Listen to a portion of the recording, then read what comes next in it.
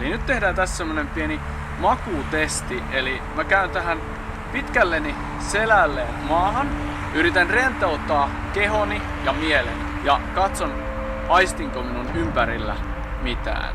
Ja olen tässä nyt jonkun aikaa rentoutuneena ja katsotaan, tapahtuuko mitään.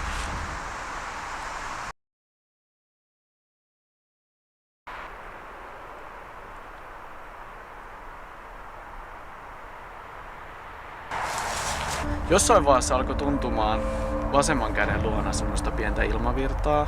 Tuli semmoinen outo putoamisen tunne.